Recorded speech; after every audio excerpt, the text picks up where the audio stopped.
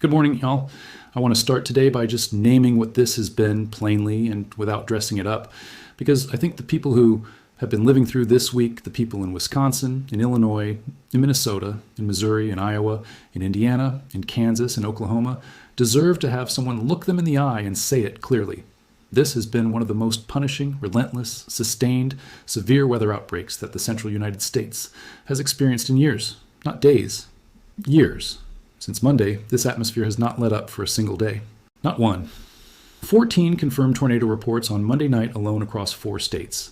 A low-end EF3 tracked north of Union Center, Wisconsin on Tuesday, ripping apart homes and dropping debris across multiple counties. More tornadoes across Iowa and Wisconsin on Wednesday. 3 rare, and I mean rare, particularly dangerous situation tornado warnings issued on Friday. A storm at Lena, Illinois that ripped the roof off the high school and the elementary school while 14-year-old Leo Zach was inside with his bandmates, trying to stay calm while the walls shook around him. A tornado in Rochester, Minnesota that flipped a semi-truck. Confirmed tornadoes in Ringgold, Wisconsin, in Rockton, Illinois, in Belton, Missouri, in Buffalo County, Wisconsin. Homes destroyed, farms leveled, roads rendered impassable. 3 separate PDS warnings in a single day. And for context, PDS stands for Particularly Dangerous Situation, and those are not words the Storm Prediction Center uses lightly. Those words mean the meteorological community believes a storm has the capability to produce a destructive, long-lived, violent tornado. 3 of them in one day. And yet, here is what I need you to understand right now, this morning, on Saturday, April the 19th. The National Weather Service confirmed more than 20 tornado reports from Friday's storms alone across multiple states. More than 100 tornado warnings were issued just during Friday's event, as storms carved that destructive path across a 1,500-mile corridor from the plains into the Midwest. More than 100,000 customers across Illinois, Wisconsin, and Missouri lost power. Stalled vehicles in standing water on Interstate 70 in Kansas City during flash flooding.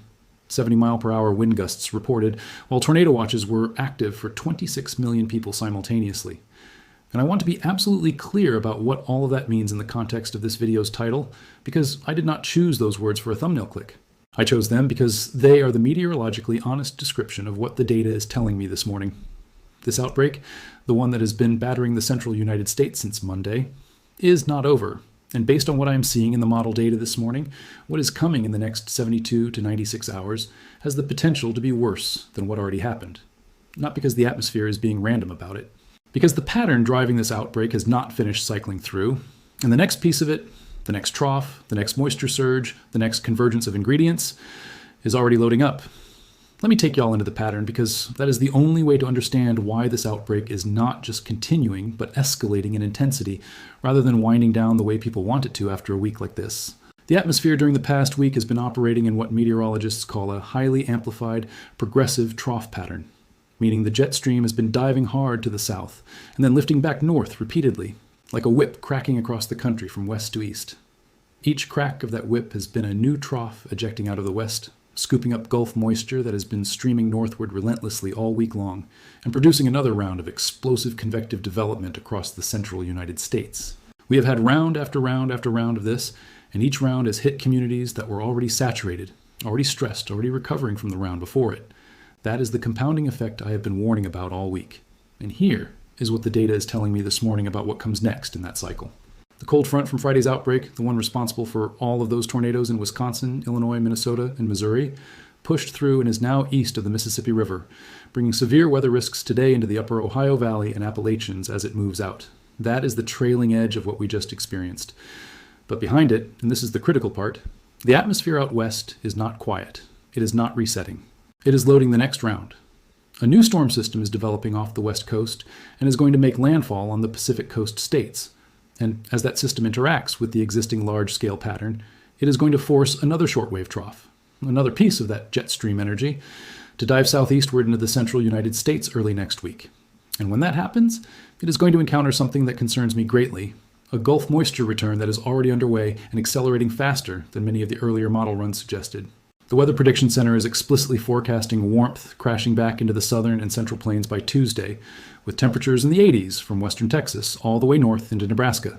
80s in Nebraska in late April, right after a cold front flushed through, right on top of soils that are already saturated from a full week of rainfall, right ahead of another incoming trough.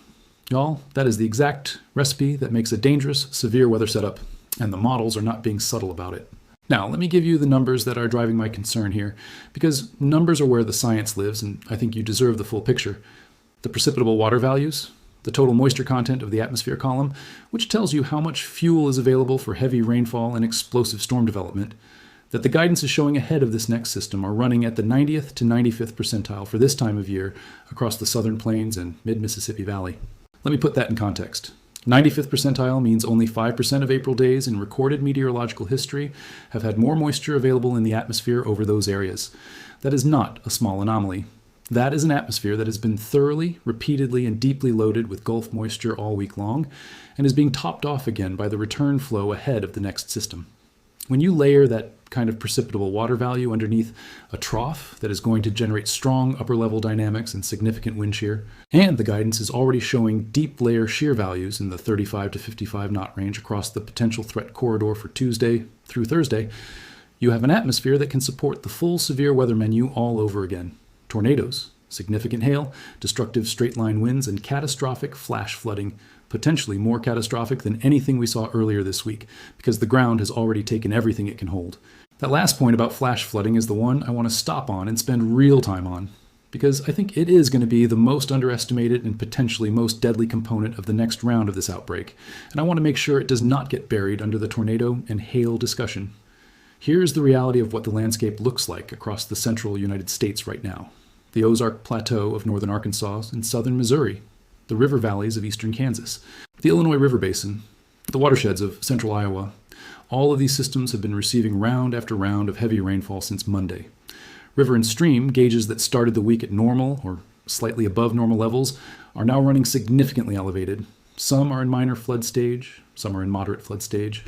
The soil moisture across a broad corridor from Oklahoma through Kansas, through Missouri, through Illinois, through Iowa is at or very near saturation. When soil is saturated, the hydrological math changes completely. Rainfall that would have taken hours to produce flooding in dry conditions can produce flooding in minutes in saturated conditions. A 1 inch per hour rainfall rate in August on dry August soil is a manageable event in most areas. A 1 inch per hour rainfall rate on top of already flooded rivers and saturated soil in late April after a week like this one is a catastrophic event. And the guidance is showing rainfall rates well in excess of 1 inch per hour for parts of the potential threat corridor during the next round. I want to spend a moment on what that means at the community level, because I think sometimes in weather forecasting we get so focused on the atmospheric science that we forget to talk about what it actually means to the humans living underneath it.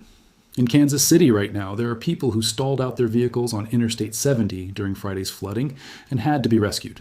In Wisconsin right now, there are rural roads that are still impassable from Friday's event, with debris blocking access routes that emergency vehicles would need to use if another severe storm struck those areas in the next 48 hours.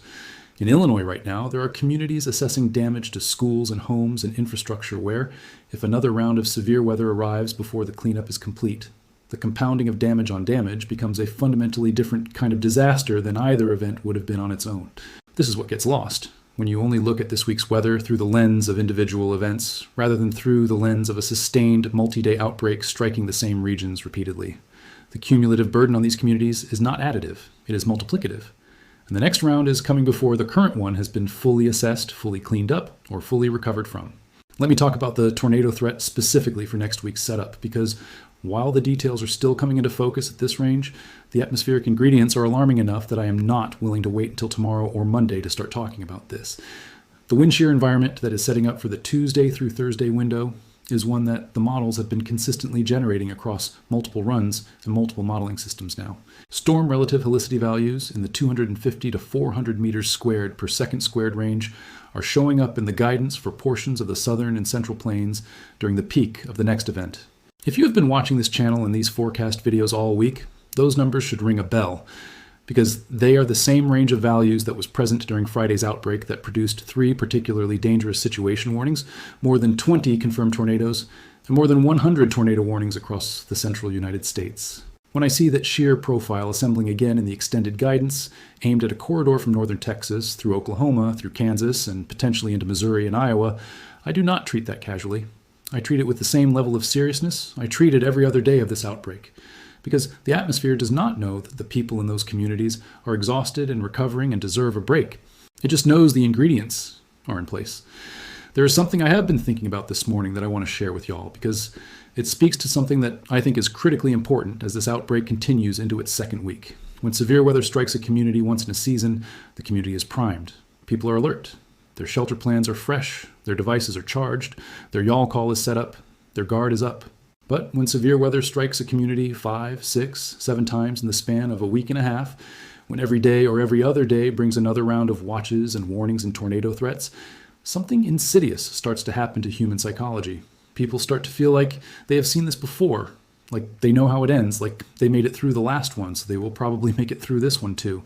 And that psychological drift toward complacency, toward treating the next severe weather setup as just another entry in a long week of severe weather setups rather than as a distinct, serious, life-threatening event, is one of the most dangerous things that can happen in a sustained outbreak like this one. I have watched it happen. I have watched communities get sloppy about their preparedness on the 3rd or 4th round of an outbreak because they survived the first 2 rounds without taking it seriously. And the 3rd or 4th round was the one that cost lives because nobody was in their shelter. Y'all, please hear me on this. Do not let what has already happened this week make you complacent about what is still coming. The next round of this outbreak does not care that you have already been through 4 rounds. It is going to arrive with fresh instability, fresh wind shear, and an atmosphere that is loaded and ready to produce dangerous weather. And it is going to arrive on top of communities whose physical landscape, saturated soils, running rivers, stressed trees, damaged infrastructure, makes every threat category more dangerous than it would have been a week ago. Please stay engaged. Please stay prepared. Here's exactly what I'm asking every person watching this video to do right now, today, while we have this brief window of relative calm before the next system arrives. First, if you have a tree on your property that took damage this week, either from wind or from the weight of saturated soil on its root system, and it is anywhere near your home or a structure you shelter in, please call an arborist this weekend. Do not wait until Tuesday when the next round is already firing. A compromised tree in saturated soil can come down in winds that would not have moved it 3 weeks ago on firm ground. Second, check the stream gauges for every waterway near your home or on your regular commute route. The USGS Water Resources website and the National Weather Service's Advanced Hydrologic Prediction Service are both free, publicly accessible, and updated in real time. Know what level your local waterway is running at right now. Know what flood stage looks like. And make a commitment, not a maybe, a commitment, that you're not going to drive through any water across a road during the next round, regardless of how shallow it looks or how many times you have driven that road before. Third, make sure y'all call is set up before Monday. The overnight threat component of the next round of this outbreak is real and documented in the current model data, and the low-level jet that drives overnight tornado production does not take a week off just because we are asking it to. A phone call to your number, the moment a tornado warning polygon covers your exact location, is the difference between getting to your shelter and not getting to your shelter at 2 in the morning. $14.95 for a full year of protection. Link is right there in the description below this video. Please do it today while you have the time and mental space to set it up, not Tuesday night when the sirens are already going. Fourth, share this video right now.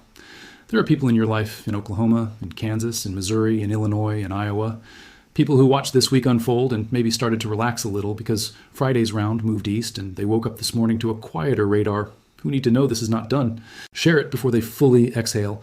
Share it before their guard comes down. Share it because the y'all squad sharing information is directly responsible for people being prepared for severe weather events that they otherwise would have been caught off guard by. That is not a small thing. That is a life and death thing. And every single person in this community who shares this video today is contributing to that outcome. I am going to continue releasing forecast updates throughout the weekend as the next setup comes into sharper focus. The moment the data warrants a dedicated threat video for next week's event, and based on what I am looking at this morning, I expect that will be sometime Sunday, I will have it in front of you. And when this next round fires, I will be live, right here, tracking every cell, every warning, every tornado report, every flooding creek, every community that needs to know it is in the path of something serious. I will not leave until the last warning clears. That is what I do. That is what this channel is. Stay engaged, y'all. Stay prepared.